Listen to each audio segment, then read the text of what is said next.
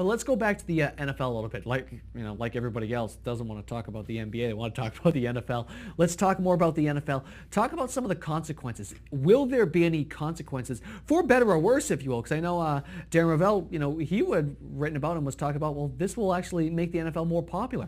Do you honestly think that's the case?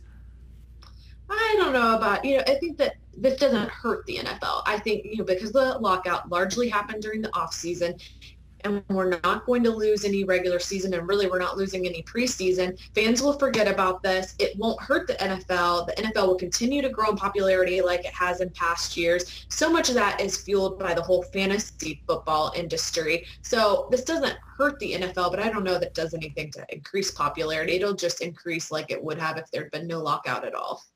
And so if we're talking about lockouts and we're talking about not just, NBA, NFL, there was a really interesting article that I had a lot of fun watching or reading, was, if we start paying players in college, they could have a lockout. Now, I know there was a big discussion going on this piece. Tell me a little bit more about what you found, some of your thoughts.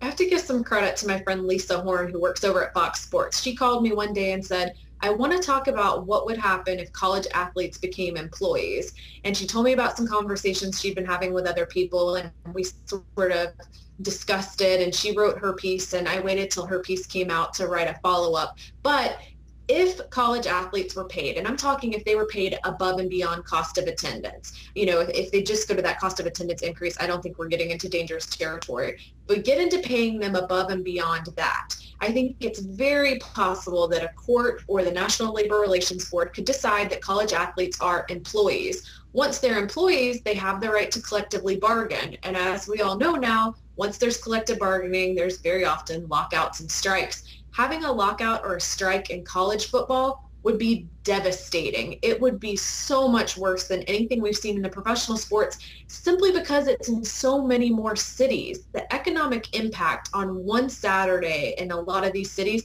is $20 million. If you're losing games in college football, that's huge, especially some of these are small college towns. This is where they get all their money. Lisa talked to a hotel owner up near Penn State, and they get half of their revenue from the entire year from about 6 weekends during college football season. So it would be absolutely devastating. That's not to say that it's a case for not paying players. It's just something I don't think a lot of people have thought of. It's really fun. I mean, there's people on both sides of that argument that the pay for play. We could make an entire 8-hour day just dedicated to that one topic. So I just want to literally not even scratch the surface. I just want to tap the ice and say, okay, that's good for today and that's good for now.